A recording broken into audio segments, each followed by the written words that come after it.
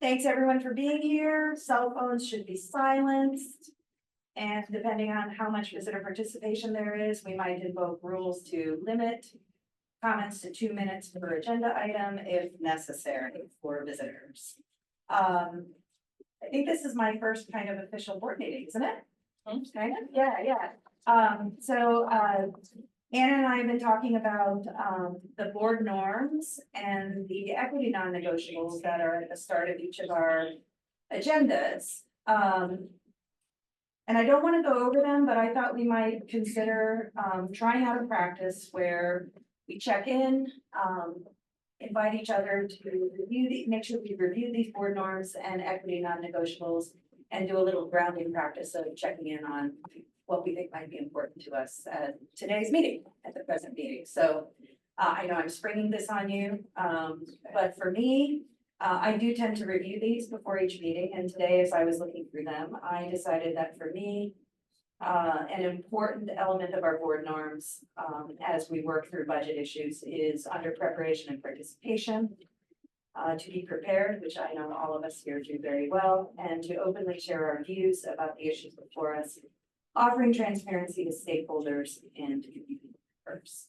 And the equity non-negotiable value that I think is important as we work through this work is something that we teach each other, including with our administrative team. So that's what I'm thinking about. Would anybody else like to ground yourself in these practices today?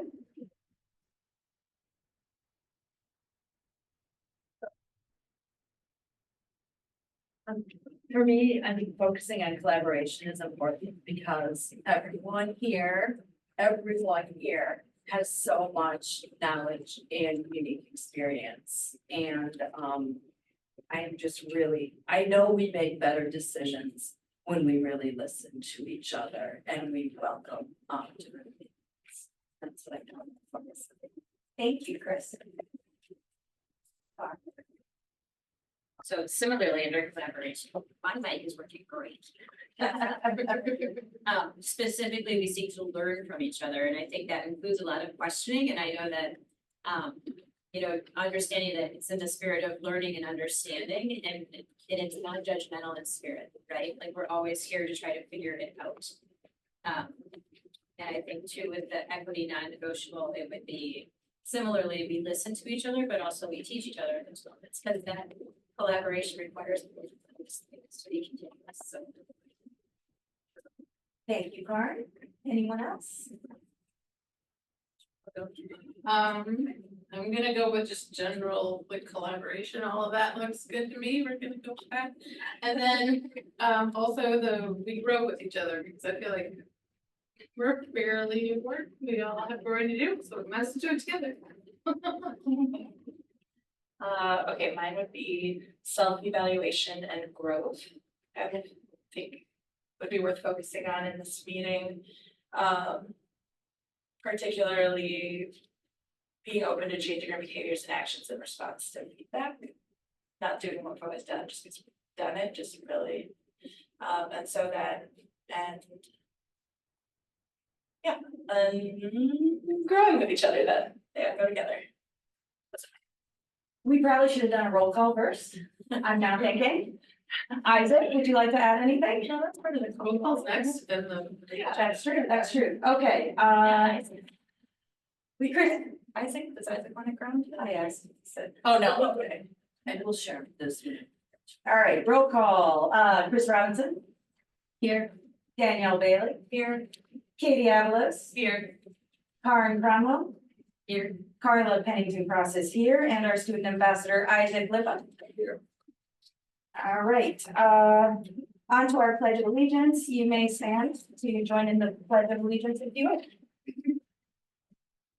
Pledge allegiance to the flag of the United States of America and to the republic for which it stands, one nation, under God, indivisible, with liberty and justice for all. All right. We're on to item 1D, agenda approval. I move to approve the agenda. Is there a second?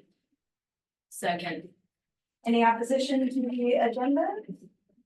Without any opposition, the agenda is approved. On to section 2 of our agenda, public comment. At this time, I would invite any visitors who wish to speak on a non-agenda item to do so. I see 3 people have signed up for wishing to speak, so I'll start with this list. I have Wayne Martin. Thank you, sir. If you could come forward and state your name and address for the record. Wayne Martin, 7275 North Fort Washington Road, apartment 1221, Glendale, Wisconsin, 53217. Two hopefully quick items, and the $6 million loan, did that end up going through okay, or does that one have to go to a referendum? Does anyone know? That would be the. Sorry. Do you know? We did not get any Pushback. pushback. Then second one, I don't know anyone in the PTS of so I'm just passing this along to you. They have property on Wisconsin unclaimed property for like $170. They just printed this out. I'm just gonna leave it here for them.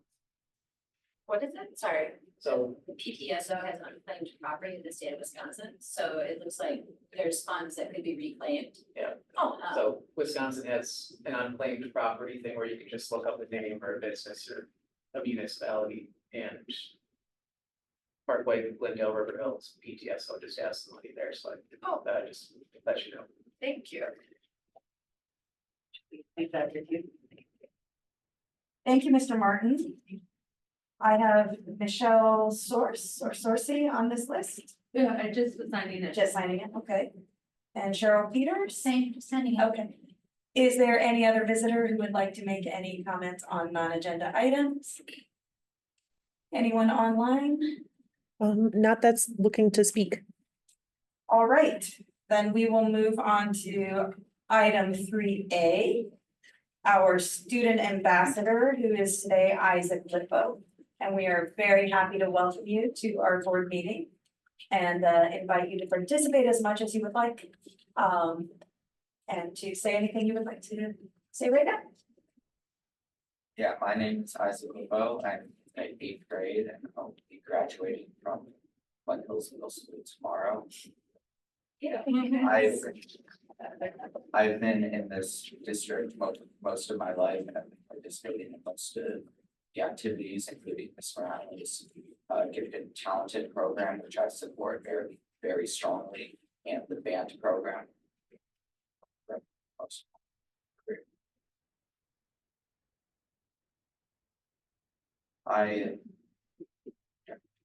During my career here, I've experienced 2 big scheduling changes. Well, one big scheduling change from the 2021 to 22 year to 2022 to 23 year.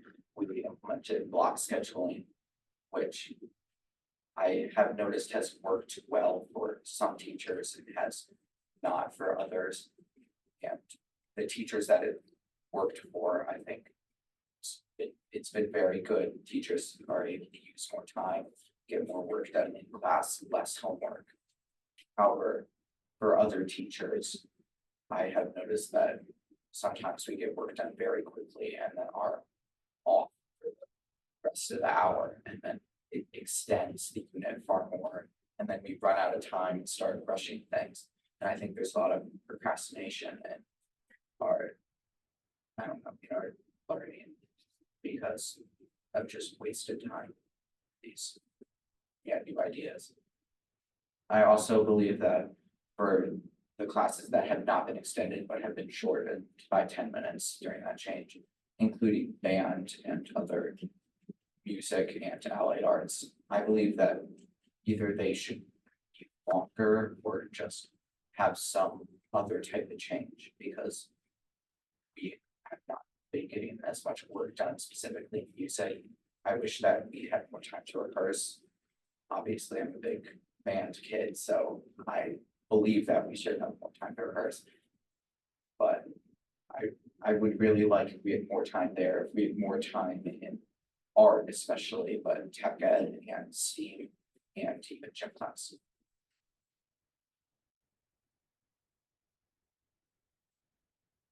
Thanks for sharing those thoughts. It's very thoughtful. Anybody have any questions or comments for Addison? Oh, I would just say, I would echo, I was really impressed with your letter, and I felt like you brought some really good information to the table from the student perspective that I don't think we naturally would gain, so thank you.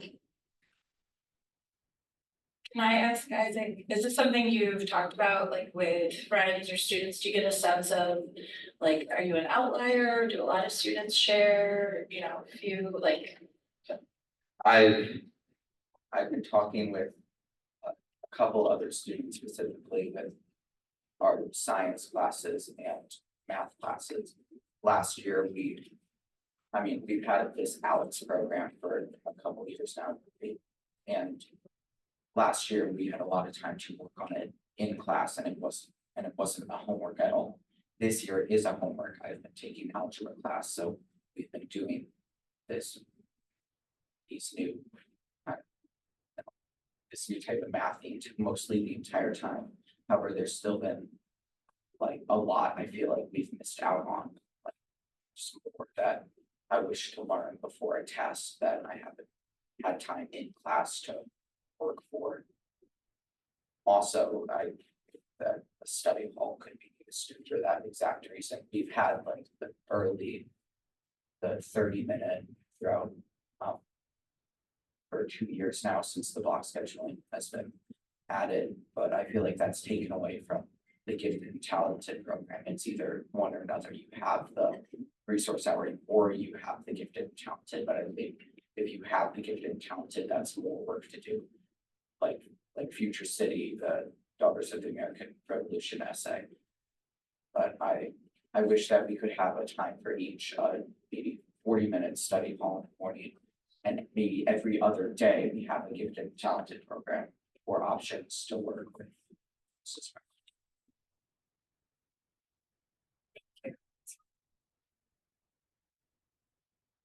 Anyone else?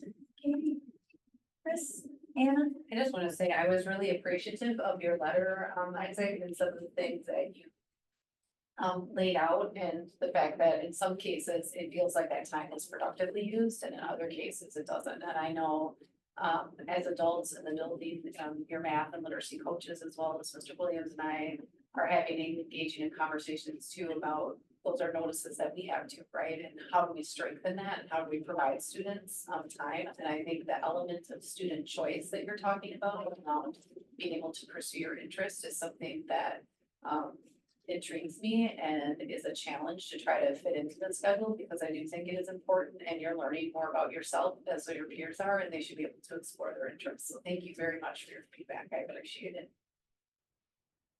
Thank you, Isaac. Stick around. Okay, good. We will move on to item 4A, business office discussion and reports. There are 3 items on our list for this agenda item. And I'm going to propose that we're going to get a report on each of these items, and the board will be able to ask questions and participate in discussion. And then when we're done with all 3, we'll open the floor to visitor participation to just create a little efficiency there. Okay. Thank you. So the goal of the purchasing card analysis was a request based on the community board and staffing concerns around the use of purchasing cards as a tool to get needed items for the district. To analyze the work that was being done there, we took a look at all of the credit card statements between August of 23 through May of 24, to look at those billing statements and look at exactly those pieces that have been ordered. Those components have been broken down. You can see our budget total, as well as our purchase card total, which is $626,807,000, which is about 3% of our school budget that was spent utilizing purchase cards. The generalized breakdown of the purchase card expenditures, is listed below. Some of the high areas that you see are the undifferentiated supplies for Parkway Elementary at around 25,293. And also the undifferentiated supplies at Glen Hills Middle School, which is 31,655. Both of those would encompass those supplies that are needed to run the teaching and learning environment and the office at Glen Hills and Parkway. So you're talking art supplies, you're talking different various, folders and tools that students use in the classrooms every day. Another large area that you see is undifferentiated supplies for teaching and learning. That also encompasses some of the gifted and talented programs, resources that are needed for our English language learners that are also supported in that, as well as maybe some of those district-wide things that are distributed to students in our schools. So that amount of money also is largely deployed out to the schools in terms of what is being purchased.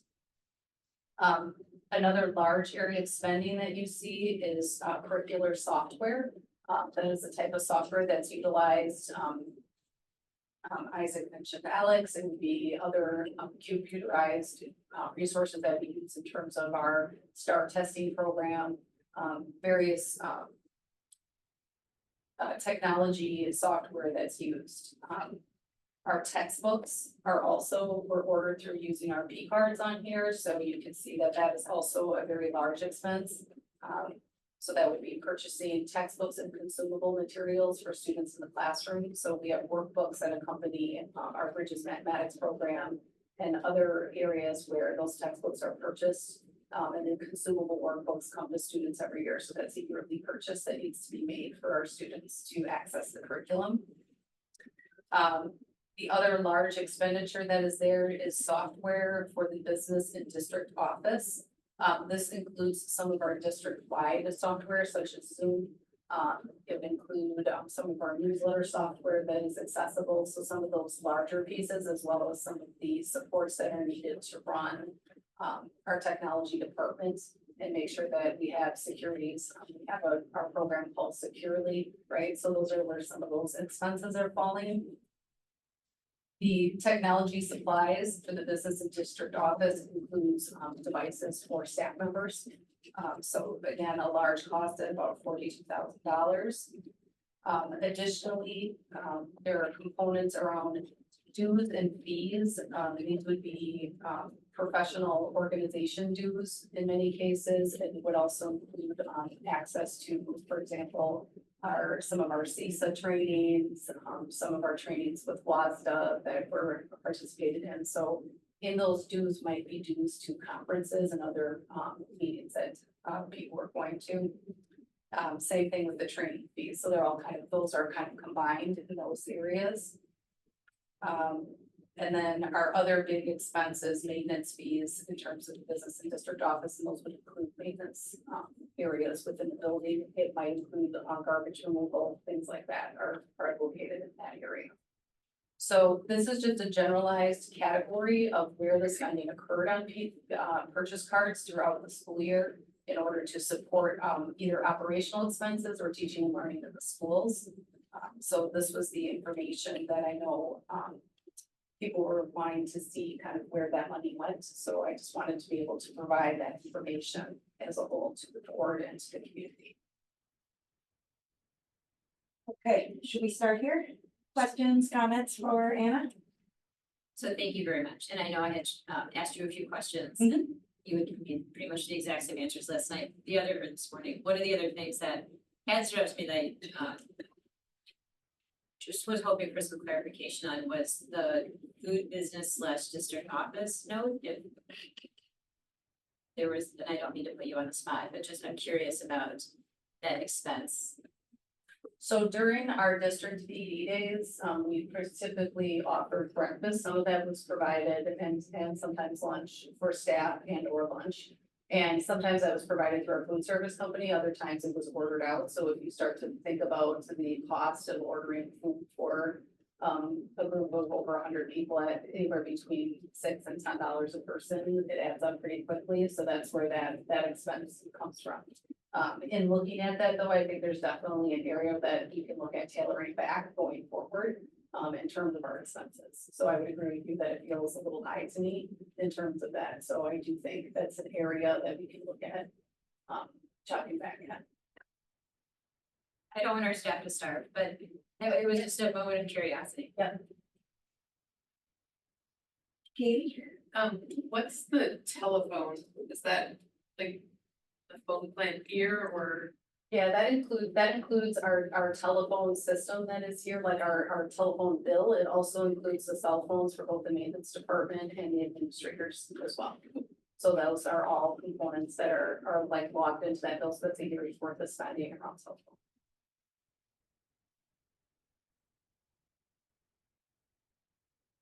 Anything else, Katie? All right, Danielle? Okay.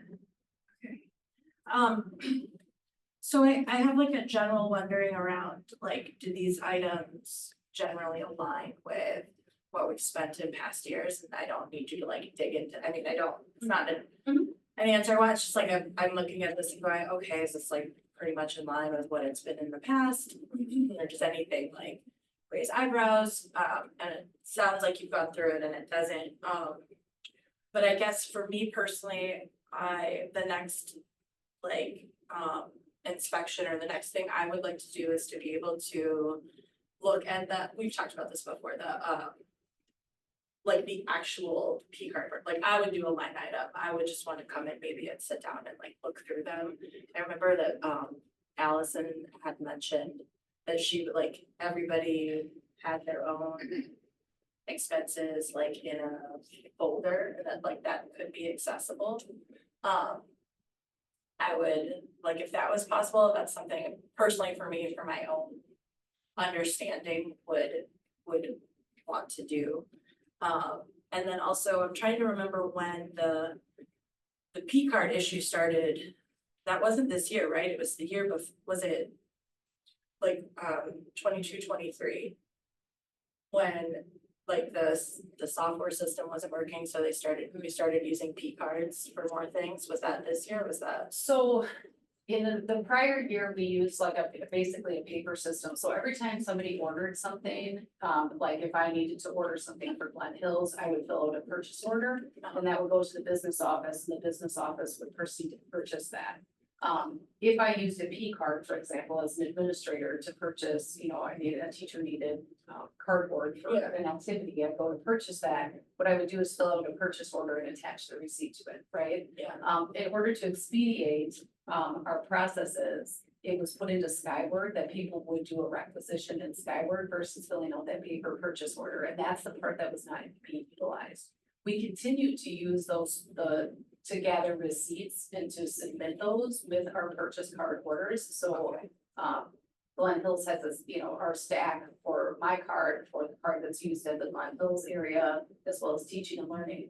Of all of the purchases that have been made throughout the year, and those receipts have been attached back to those pieces. In terms of compiling this report, what was done is the purchases that were made on each card as statements line itemed out were put into a report and coded in order to come up with this. Right. Right. So I guess for me, I'm more curious about the information, like You want to eyeball the detail? Yeah. Is that, yeah, you can, right? We can come in if we want to and take a look at it. yeah, that's, Absolutely. Absolutely. Okay. Those statements can be available. okay. The other thing to note too, in terms of year to date, so the closing of the audit, which is also a part of this conversation tonight, getting closer to closing that audit, those pieces have been reconciled and are a part of that 22-23 audit, which is why the focus on this last school year Okay, with the Skyward system being in place is the area of focus for this report, if that makes sense. okay, yep, Okay. yeah, it does. Yeah, it does. Okay. Otherwise, I appreciate you putting this together to give us some perspective. Thanks, Danielle. Chris, any questions or comments? I did, but Anna answered all of them. Thank you. Isaac, any questions or comments? All right. And then just to close that report, just to let the board know, a request has been sent out for all P cards to be turned in at the end of this school year. The purpose of that is there are some subscriptions that are ongoing on those that are like professional subscriptions, so like Head Week or things like that. The goal of collecting them at this point, we need to call the spending on that so that we can determine where those things could be shifted to be more efficient. And then to work with Michelle Brown when she comes in as our new business manager to determine what our process for those people who hold P cards should look like. So that has been come out, almost all of them have been collected at this point. We're waiting on a few more to come in from Parkway because they haven't had a chance to drop them off to me yet, but those have been collected. They should be able to have a better process in place. Okay, yeah. How many code P cards are there? There are about 10 out there, one of the, obviously, Lindsay's card is no longer in use with their charges, with recurring charges that are coming through onto it. Oh, because, subscription charges, subscription yeah. charges or billing charges. And then there's also 2 in the business office that are not out in people's hands, like we're just within the business office that are there. So bringing some efficiency to that and thinking about how we purchase items moving forward and having a clear process in place is part of the work that people need. All right. Good, on to a depositories update. All right. So depository update, and we call on my friend, Mr. Connect behind me to help me with this, but there was a request that was made around the determination. One of the board actions was determining our depositories, and the depository at JP Morgan Chase we contacted them, and Ms. Weiss could not verify the account without the signer or the person who opened the account. Therefore, they did indicate that the name of the signer and the account would be closed in 60 days if there is no balance, right? So it would just be, we're kind of in a stalemate, and I believe the suggestion was to not continue to use that as a depository because we don't have access to it, right? Okay.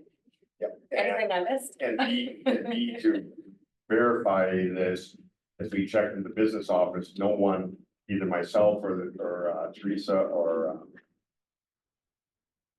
Tracy, sorry, good blank. None of us have seen a statement in the past 12 months from JP Morgan Chase. So we're not getting anything which says that obviously we probably don't have anything there because we're not getting any statement. No one has ever contacted me in my 5 months here. No one has contacted me from the bank about anything regarding that. So The mystery.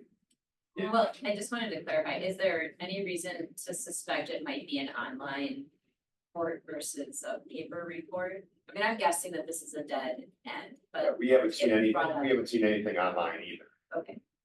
We don't, and no one has any, at least the current people, Yeah. no one has any Perhaps IDs or we'll show up on passwords or whatever. It's conceivable, it could have been used at some point in maybe a building program or something, because lots of districts, if they're doing borrowing referendum, might create its own separate account to just house that money, so that's not commingled with general fund money and things like that. So it could have been one, period of time and probably just like a lot of things ended up on the list every year Right. because no one ever checked into it. And we did, it was just approved and no one checked into it. So my recommendation is that you can either act to rescind that or whatever. The bottom line is we aren't using it and we have no reason to To do so. do so. Thank you. Danielle? So if there was money in it, what would happen? It would just be sitting there, right? Like if we don't have access to this account, there is an account that has something in it, right? So it does seem like a dead end, but I would prefer to confirm it's a dead end than like just leave it out there, lying out there. If you look back in board docs, you can see in 122 that it was listed as a depository along with like, there were about 7. And then if you go to the 22 agenda, you see that it's narrowed down to 4, and it's still on there. And I'm gonna assume if I go to 23, now we get narrowed down to 3. So somebody is changing these, somebody is at least looking to say, okay, it's not these anymore. So my just wondering is like, could we just make a phone call to Larry Smalley, to Rosie, to Dr. Mosier, and just say, do any of you have any recollection of why we would utilize JP Morgan? And why it's, and who might have been the signer? I mean, it's just like a phone call, and maybe if that's a dead end, okay, but like, That's not bad, that's a good idea. I don't. If we can track them down. Yeah, We leave that in your good hand. thank you, That sounds good. sorry, I know it creates more work, I just, That's okay. The alternative to gaining access looks something like probably going to court and getting an order directing the bank to give us information. yeah, or That's- you send a nasty legal letter. Yeah, You don't have to signed go by to the court, board, just say, yeah. it's our account, I mean, and that's not. If they won't even confirm whether we have an account, right? No, They can give us no information. the. Yeah. There was also part of me, but I thought I didn't want to go through the paperwork. There was also part of me that said, well, let's take a small amount of money. Go down there and open an account.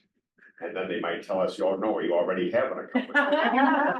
It's too much work, I'm talking That- about a that- phone call. Yeah, that's what I thought. We became too much of an accounting nightmare. Going transactions of taking money out, putting it back in, when we found out we didn't, Right. and stuff like that, but. Okay, thank you. Okay, anything else? I follow up on that.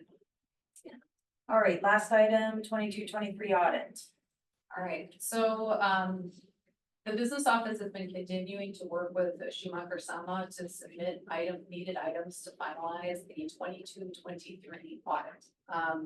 At this time, the finalized bank statement reconciliation, which is the June bank statement reconciliation, which reconciles that whole year of spending and revenue, needs to be provided to them. And that is what they're waiting on at this point as one of the final items that they need.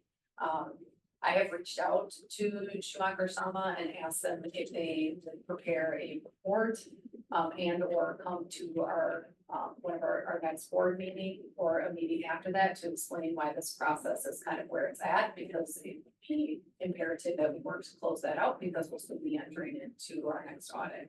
So that's kind of the update of where we're at with that. They agreed that they would be willing to do those things, so I'm waiting to get confirmation on that at this point. Can I go first? Please. Yeah, because so for me, I just keep coming back to the same question, like what exactly needs to be done for this reconciliation to be concluded? What documents, I mean, like nuts and bolts, what are we waiting to have happen?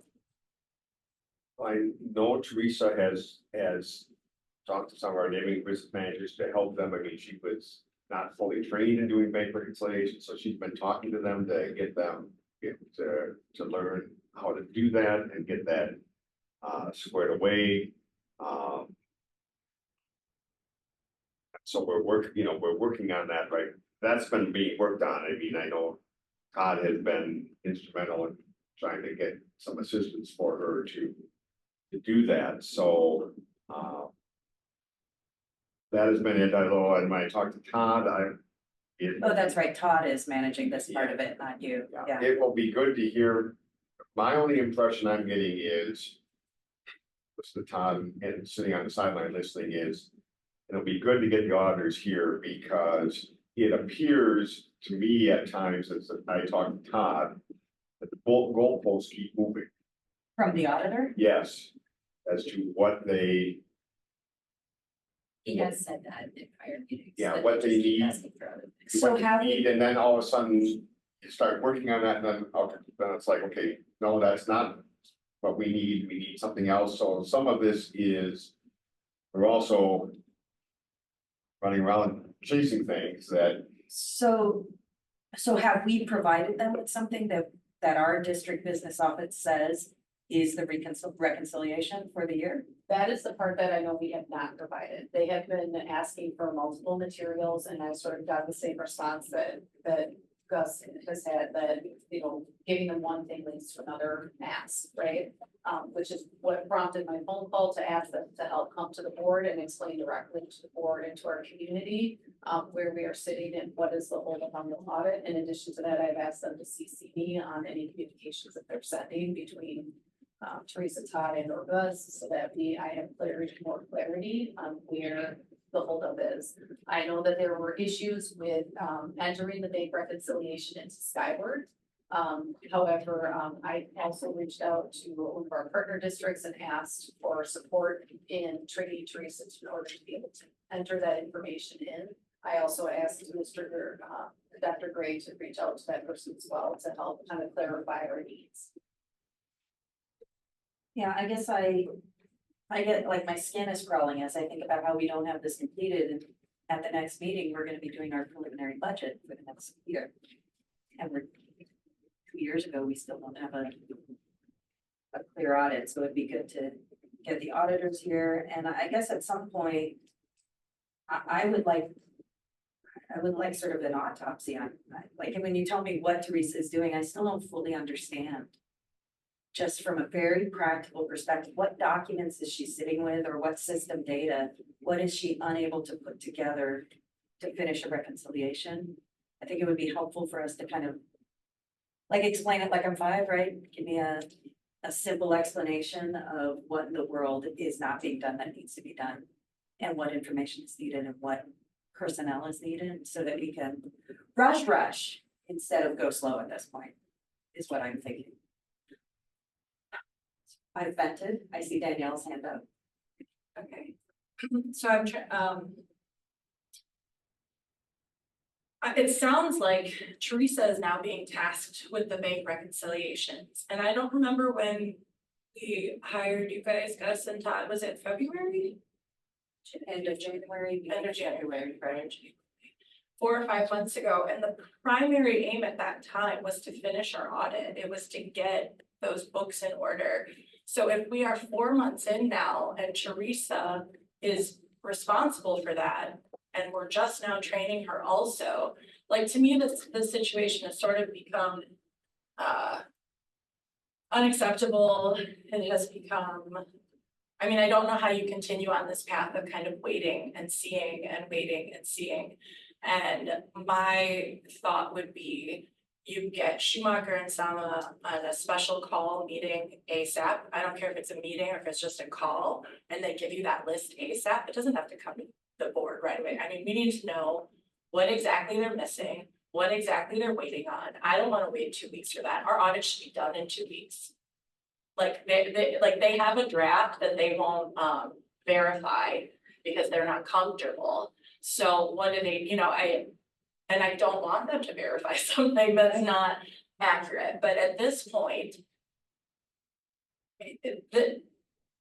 this is where I think generally we might defer to admin and say, okay, we but I can't, and this feels really wrong at this point. And so if we need to bring in another firm, or at the beginning of all this, there were some accounting firms that offered to come in and do that sort of deep audit, and just that might mean people in here, 12 hours a day fully focused on just whatever it is that they need to learn, and then input the information, but I don't this. So anyway, I don't know what that looks like, but I think it might be a special meeting. It's definitely a call, maybe from the president and Anna, our meeting, or the treasurer. Yep. Right, that just says directly, they work for us, we pay them. So, and it sounds like they're amenable, and I'm gonna stop now because I'm upset, but. And they've also told us they're gonna charge us extra because the audit has been so far. Oh, So it feels like we should be able to. So I mean, Some pressure on I that. think, it's not acceptable that to me personally, that they come in 2 weeks to tell us what we still need. We need that information ASAP. And if it is not within our current capacity to do that, then we should hire somebody to do what needs to get done.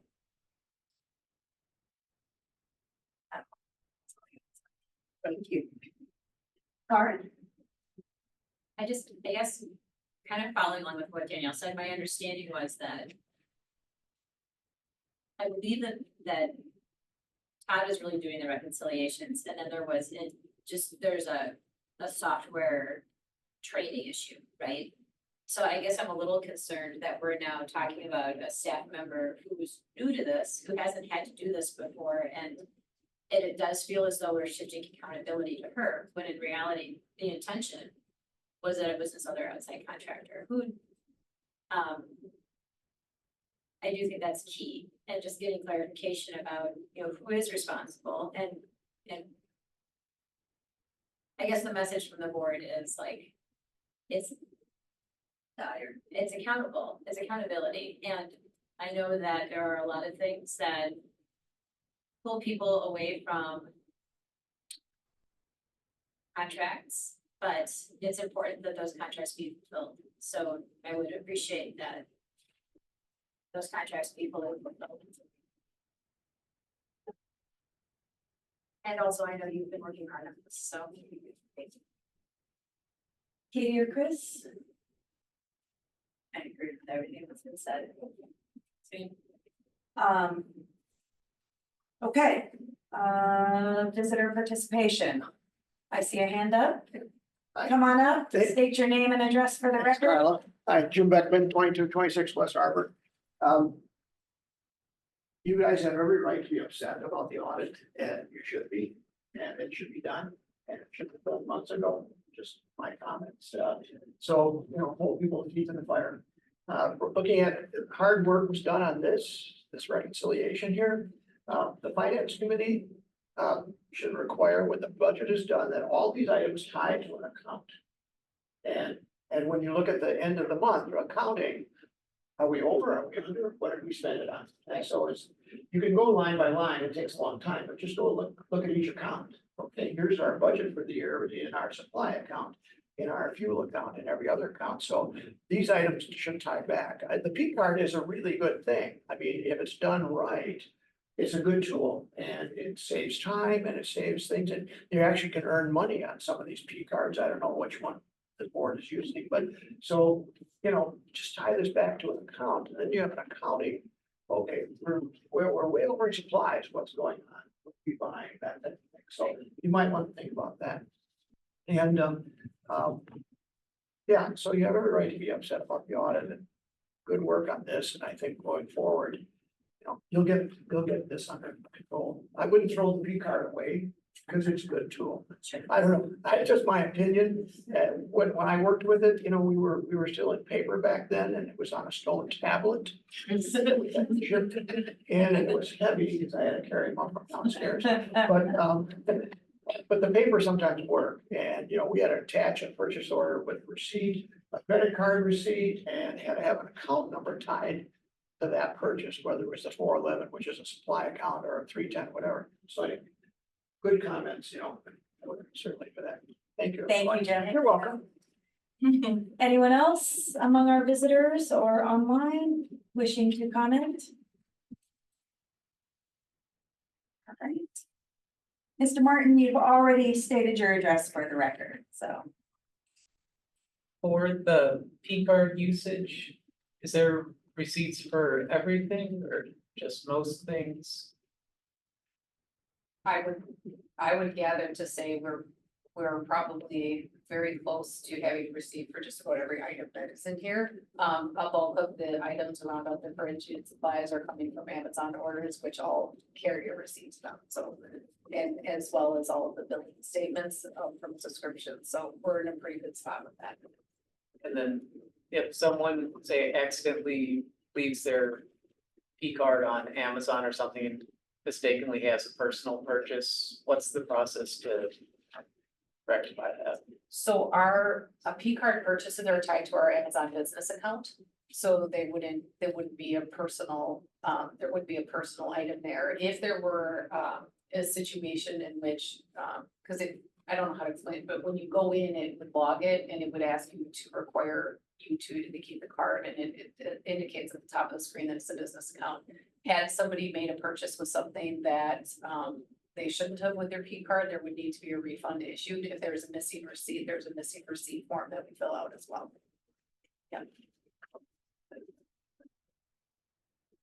To sort of answer what is involved in the bank reconciliation, which is 90% plus of all the work that goes into financials, so all of the checks, electronic payments that need to be done need to be entered, and then all the money coming in separately needs to be entered.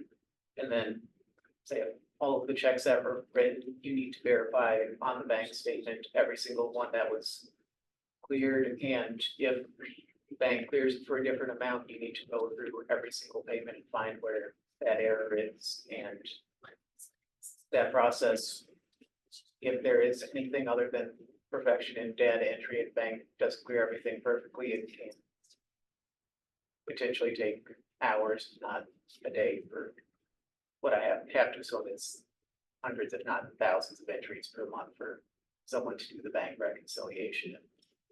Can't go on to the next month until finish the prior month. For someone that has not done bank reconciliations before, it's not necessarily the easiest thing to pick up and go with, especially if you don't know if you have your full data set right away. That is super helpful. Thank you. Thank you for that explanation. If you have other questions on bank rec stuff, I'll stay after a little bit, but Thank you. Thanks, Mr. Ray. Just to build on that too, with the reconciliation should be happening every month, the way not happening every month, we're trying to patch that together, so the process of moving in the earliest or going from the latest and working back, so the June rec for a school district is the close of our fiscal year, so if things are not lining up, then we can go back and revisit that work to make sure that everything lines up, so that could be part of the reason why that last big rec in particular is taking a little bit more time. Correct me if I'm wrong, and then we'll be able to, yeah.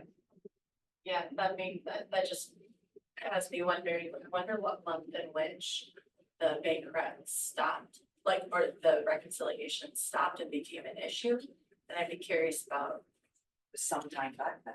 what, yeah, I mean, it was a while back. Yeah, it just makes me, Well, if we're trying to close out an audit in 22-23, it becomes very clear that is where there is, there are issues, the issues, preceded this current fiscal year. right? Okay, any more visitor comments? Isaac? Ambassador? Okay, I want to just add here, a closing thought, which is, as we move forward, I always try to remind myself that, the situation we're in wasn't created by the people who are here doing this work. And for anyone who's not aware, Anna is still the middle school principal and has agreed to take on this financial leadership work, working with a new team, including folks like us who agreed to come into a very dire situation and lean into getting this work done, and Todd. And so I just want to thank Anna for leaning in on this. Also taking on acting superintendency roles that were not on the horizon when she agreed to take on the finance work. So stack that third piece. And I know it means that in these last few weeks, you're giving up a lot in terms of the joy that a principal gets to bring into the close of a year. So I really appreciate that. And Anna is not taking a penny or asking for a penny for this school year while she takes on these new leadership roles, which is also true for our other administrators. It's a lot. It's fast, and I know you're doing it for our kids in our district, so I just want to thank you for that. And I know you're climbing a big mountain with us, so. I thank you. I appreciate that. I care a lot about our students and our staff, and I see the good work that goes on every day, and cleaning up the financial piece allows them to continue to do that work, and it's really important. It's crucial work for this community and for our country as a whole, right? Yeah, thanks. All right, item 4B, policies. Oh, Do you want the motion? so, yes, where am I? Item 4B, this is an action item. We have on the table first readings of all remaining Neola policies as listed in the executive summary. Is there a motion? I will motion to approve the first readings of the following policies. Would you like me to? The zeros series, the aughts, the 2000 series, 5000, 7000, 8000 series. The updated volume 33, number 1, as presented at the May 15 board meeting. Policy 8310, 3431, 4431. I feel like a big government, like a lot. 0144.3, 3211, 3431, 4211, 4431, 6625, 6610, 6611, and 8310. And PTO sick leave policies 3432/4432. And that is it. That is As described in the executive summary attached to the board agenda. I thought Anyone could write it fast enough. All right, is there a second? Discussion? I'm glad we're getting this moving, and my goal for the second reading is to be able to like sink my teeth into these and to highlight any that maybe I want to earmark for like priority review or tweaking. But that being said, I think this is the necessary work we have to do to get there, so. Yep. I think as I understand it now, with this set of policies, we're done, right? We've basically, we will have adopted all the Neola universal policies. We will repeal them if we all agree. The old policies, and then we will have one universe to look at. And then my goal is to work with Anna and the board to come up with sort of a priority list of really critical policies to review immediately, to revise or update them, do all that work. So, yeah. Anna, would you like to add anything? I appreciate the work on trying to get this done, and maybe a shout out to our representative from Neola and Mr. Weiss for continuing to get all of this prepared and going, so we have a good launch into this next school year. Okay, we've got a motion to approve a first reading of all those Neola policies listed in the executive summary and by Danielle. All in favor? Aye. Any opposed? And the motion passes. Well done. Tail end of a lot of work for the last couple of years. Moving on to 5A board member reports, and if it's okay with everyone, I'd like to start with Katie's wrap up, if that's okay, on the equity committee work this past year. So the equity committee had their last meeting of the year in May. It is the committee has a term that runs basically this year.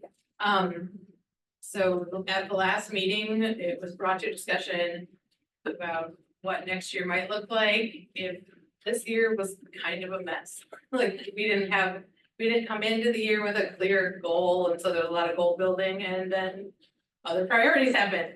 So there was a question about if we wanted to continue, and there is a very strong core to that group, and they definitely want to continue the work, so they're hoping that the committee will be re-upped in the fall.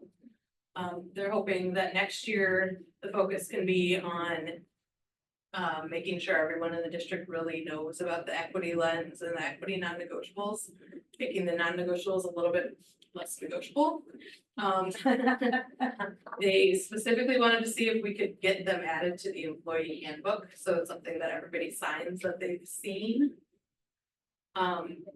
They were also wondering, there had been a lot of discussion at multiple meetings about like what the process should look like when there is an equity issue, like call them non-negotiables, but what's the consequence sort of thing.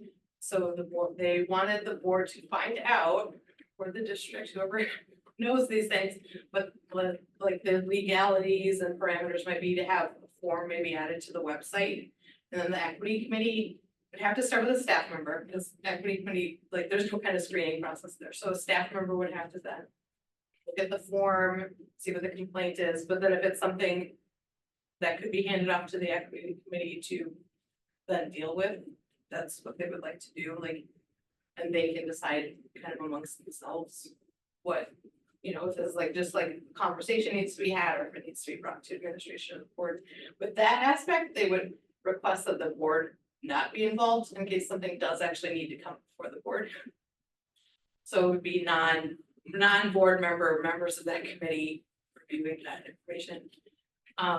And then the third part they asked is,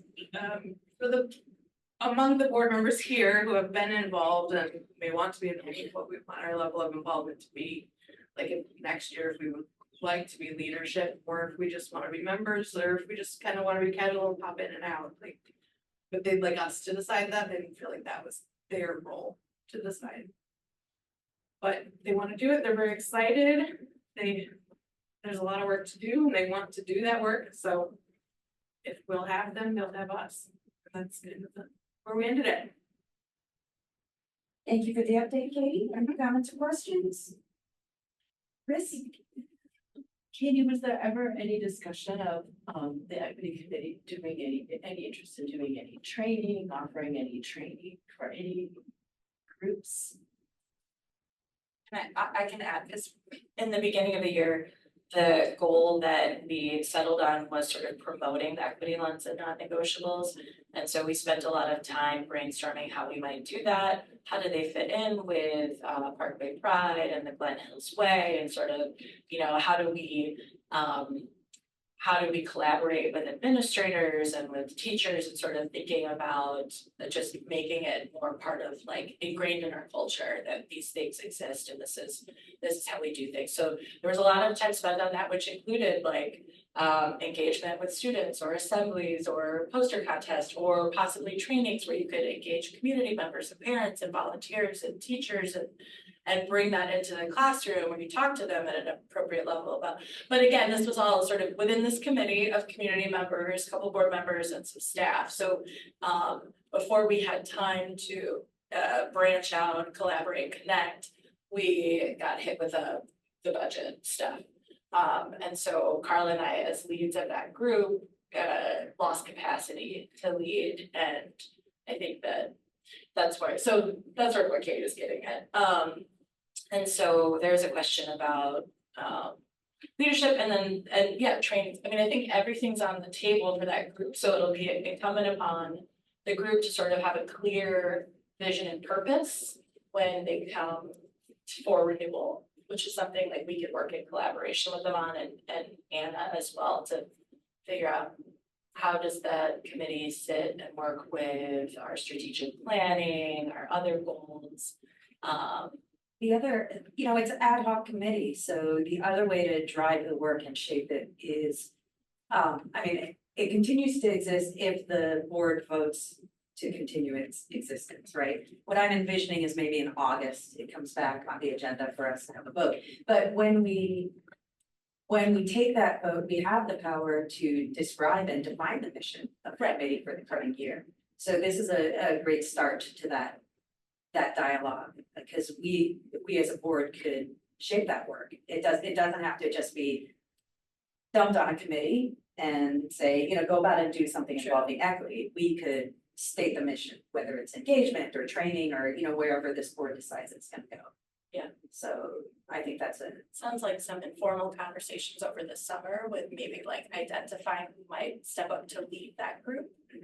And then connecting them with administration and really just kind of dreaming about that. right. So, yeah. Yeah, so what I envision is that it would be the ad hoc committee itself would be up for a vote in August, and then I think you want to say we're closely engaged with it, and then we would have a membership vote for committee members in September or early October after the school year starts. And then, yeah. Thank you for the update. Yeah. All right, rest on the board member reports. We have 4 resolutions around our rainbow community. Do you want to start with June Pride, or do you want to start with the May resolutions? Okay. All right, so we'll start, and these are action items. Because we were not able to, it was not noticed properly for May. So we have the Mental Health Awareness Month resolution for May, the Asian American Pacific Islander Heritage Month resolution for May, Jewish American Heritage Month resolution for May, and then the Pride resolution for June. So is there a motion with respect to the 4 resolutions? I move to approve all of the resolutions. Is there a second? I'll second. All right, any discussion?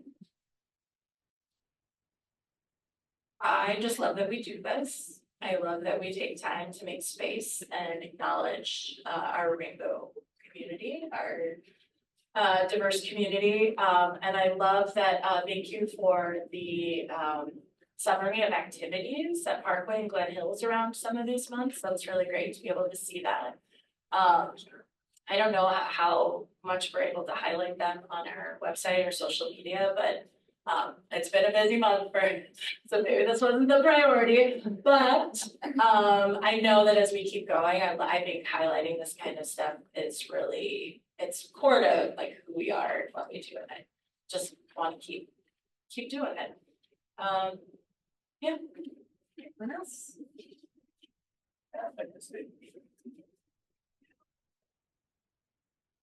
I don't believe I've seen really any of these been highlighted in our action in classroom. Last year I saw a ton more. We had slideshows, a couple classes on the Pacific Islanders Heritage Month, and we spoke about Mental Health Awareness Month. We've never spoke about Jewish American heritage once. We never spoke about the Holocaust in class once my entire career, my entire life. The most it's ever come up was when actual hate crimes were committed. There are students, one committed yesterday on a bus ride. And I just wish these were actually, like you guys are talking about, how these have actually happened, but I do not believe they've happened at all.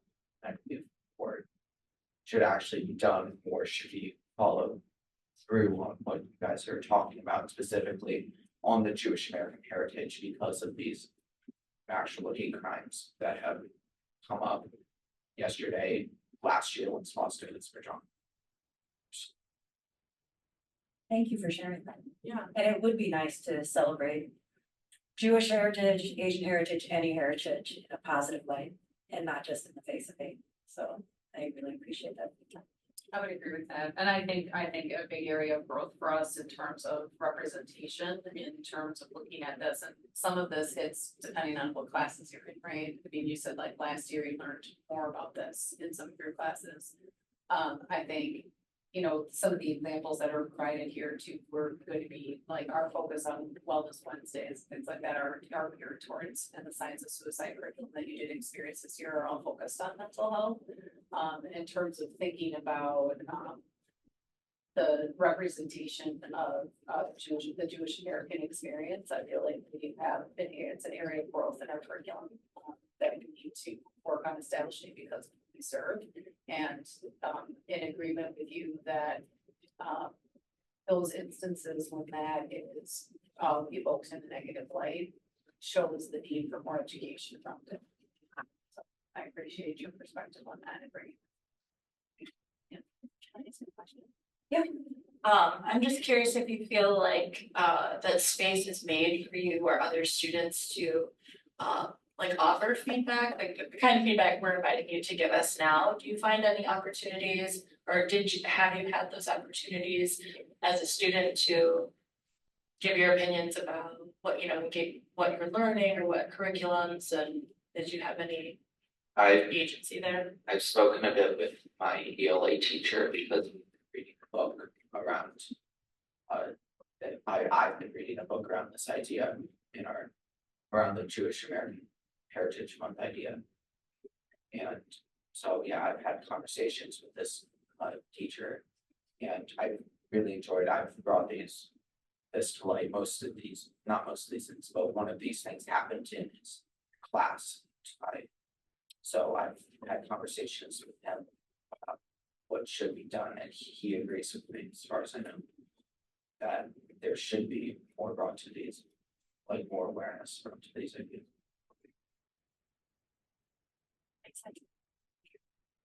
if we remember next spring and we were to invite you back to come participate in some engagement with current middle school students, even though you'll be in high school and very, very grown up by then, would you be interested in doing something like that? To come back and participate in some, raising awareness and some positive attention around Jewish Heritage Month? That would be cool. It might be really great to have that kind of relationship between the high school and the middle school anyway. If they have group or student organizations, it would be great to be able to have those opportunities to build networks and also raise awareness throughout the school. That'd be amazing. Should we vote before or after you share some more information about what we did in May? Yeah, I mean, I can share a little bit in May, so, Glen Hills, Brian Domsky and Sharon Kreger, worked on creating display. They typically look at our library area and seek to find ways to highlight whatever month is going on, so I believe our display is still up there right now. In terms of Asian American and Pacific Islander Month, just to draw attention to that. At Parkway, students had also an opportunity to explore children's literature featuring Asian American and Pacific Islander cultures and traditions, as well as daily announcements featuring contributions of famous Asian Americans and Pacific Islanders. For Jewish American Heritage Month, all of our 7th grade students this year completed a unit study for a book called The Assignment, which was written by Eliza Werner. And the unit of study provided space for students to engage in the thinking and discussion around the Jewish American experience. The book is an interesting book. Have you read it? Yeah. Yeah, that's what you're referring to. Do you want to give us a little synopsis of what the book is about? Because it's kind of an interesting way to garner a varied perspective on this. The book is based around a real life story where a teacher in New York, I'm pretty sure, assigned an assignment to a group of high school seniors where they were forced to like recreate or like almost make a play where they would show an actual Nazi like gathering, a Nazi board meeting where they would have to talk or find a way to solve the final solution. A vote on a way to kill all the Jews. So they had to write an essay on what to do, what is the best way to solve this. And the teacher believed that it would be a good idea for students to write about this so that they could understand the horrors that went on in the past. However, most of the students did not do this, and they used this as a chance to spread hate and were not in trouble because it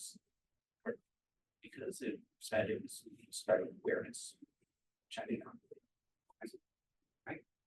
It's a powerful text in the sense that it gets at students being able to talk about curricular violence, right? Which is another form of like who's represented and who's omitted. So there's some really powerful discussions that can happen with our young people in classrooms, led by a teacher, right? So it poses some of those opportunities to talk about what it means about how we learn in school and the way that we learn about people and how that shapes or reinforces either positive ideas about people or negative ideas about people. Also, I'm not sure why this was only a 7th grade idea and not only 8th grade, right? Not only the entire grade, it'll be 7th grade, so the entire grade, 8th grade. Yeah, so one of the things is that there are certain books that are become capstone books at certain grade levels, and so the hope would be that we would have students as they circulate through Glen Hills have that opportunity to spark that interest. But I think you're on to something in terms of thinking about what the school wide reading of it. It opens up a larger discussion in our school community that's needed. So that's great feedback. Yes, Danielle? I guess I missed talking a lot, so I just. It's okay. No. Just on what Isaac was saying and the question I was sort of writing down, I was just thinking about when and how do we do a review of representation across curriculums? Like obviously, I think we would all agree that representation of all groups should not be limited to a month. but it gives us a chance to acknowledge and celebrate.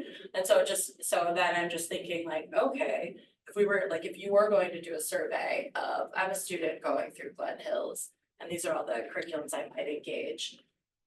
What percentage of these curriculums talk about people who look like me or, whatever, like, so I guess Part of our that's just, survey already. And we have a question on that in our student survey. but yeah, I'm talking about actual, like, if you were to do actual review of our curriculum, Yeah. like, that's interesting to me. I'm sure that we do something to that effect, and I know it's probably a huge task, so you probably do it in pieces, but it would be really powerful to understand how that is just like a data point, right? Yeah. Like an area of growth in all curriculums, like all the time, so. Isaac, I appreciate your feedback. Yeah, seriously. Thank you for spending the energy to engage with us on this, because it's very important. And we rarely hear from students, so knowing your lived experiences here really informs our growth and thinking. I was thinking about, I went through the Asian American Pacific Islander resolution pretty carefully because I'm Asian. And I have to say for me, Tapsies. But I was surprised at how much meaning it had for me. Because when you first started bringing these resolutions, I was like, words. But I see the meaning of it much more clearly now. It's that rainbow built on our board wall, and to have that expression of my culture in this document that resides on our website is really powerful. I know in the last student survey, Asian students were among the students who felt least represented. And so it's very present for me. And I was thinking about it because our kids graduated from Nicolay, and I was looking at that blasted knight right there, the European knight with a shining spear is the, what do you call it, the mascot? And I was like, what if that was like nunchucks and like a taekwondo outfit? That feel different? I mean, I think those are the kinds of questions that get raised when we ruminate on these things, so. All right, anything else? All in favor? Oh, Taylor. I'm sorry, I might have missed it. I know Danielle motioned to approve all the resolutions. Oh, and Karen seconded. Thank you.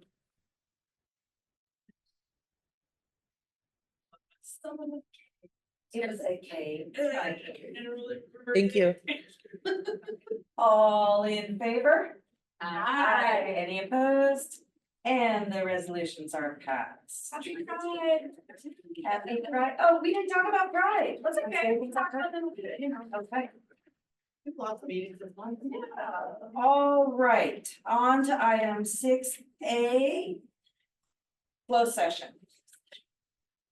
Is there a motion? I move to recess to the closed session for section 19.851C, considering employment, promotion, compensation, or performance evaluation data of any public employee over which the governmental body has jurisdiction or exercises responsibility, specifically to review personnel changes. Is there a second? 80 seconds. I have to do a roll call vote, right? Yes. Chris Robinson. Aye. Daniel Bailey. Aye. Katie Avalos. Aye.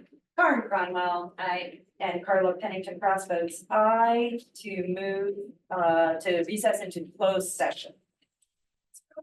And for audience members, other than sort of housekeeping, this is it for the substance of our meeting. We'll be coming back out into open session and might have a few motions involving personnel. I cannot promise you how long this session will take. What do you think? 20 minutes, hard to say. We'll be back. Okay, we are reconvened into open session. Are there any motions?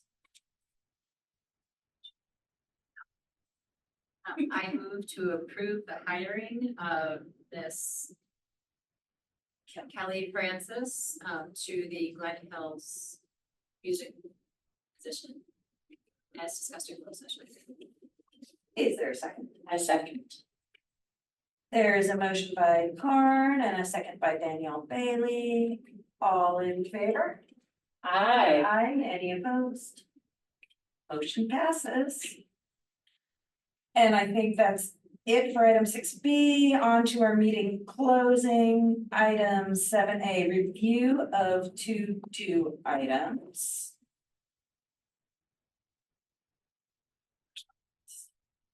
Employee handbook is one of them. Yep, we've got on the list right now, employee handbook, the Good Hope info packet, which will come this summer.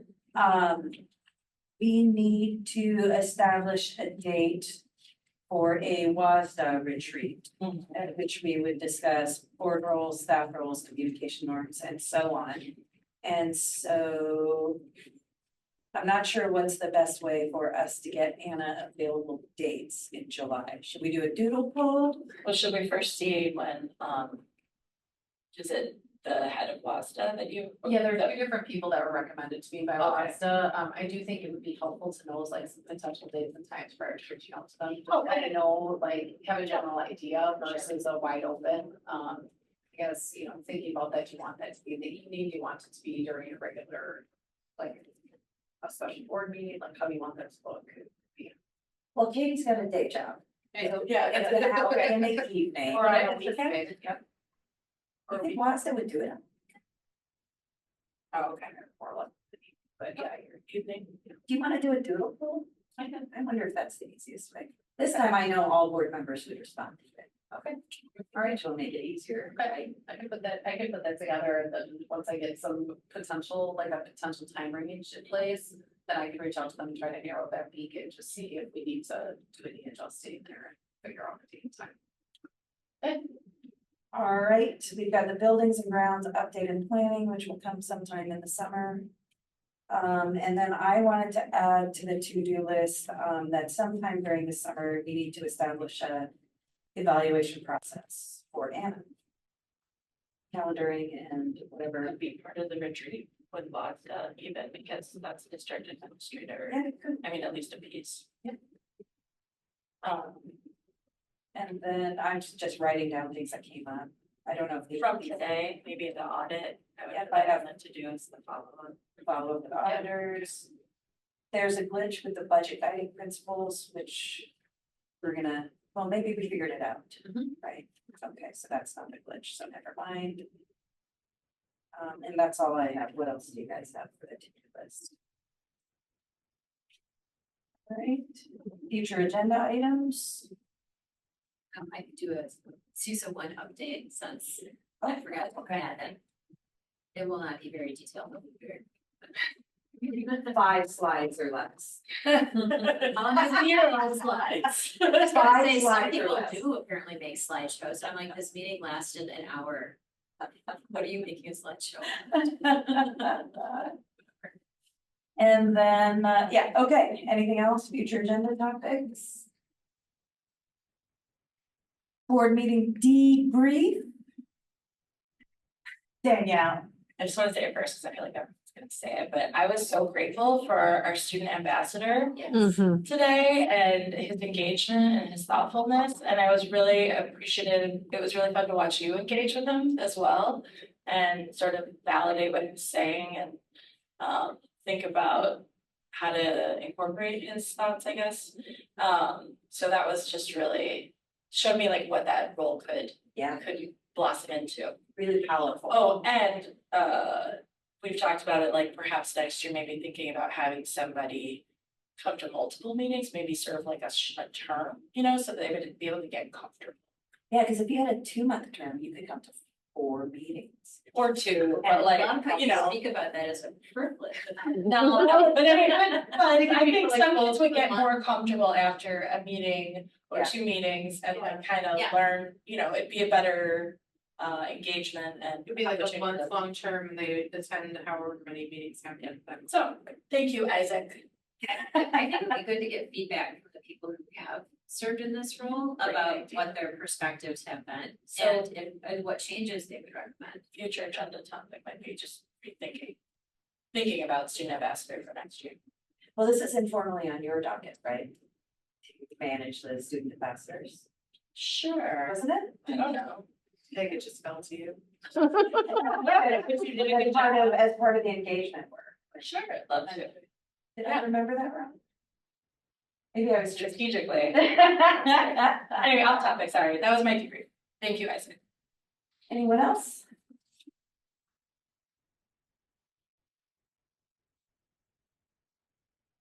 I am really impressed that we had a very productive meeting with productive conversations, and it will be less than 2 hours.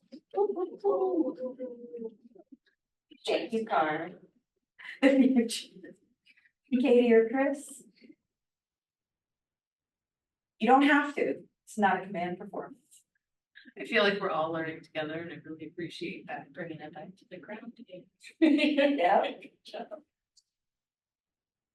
Yeah, No pressure, Chris. we're just all staring No at pressure. you.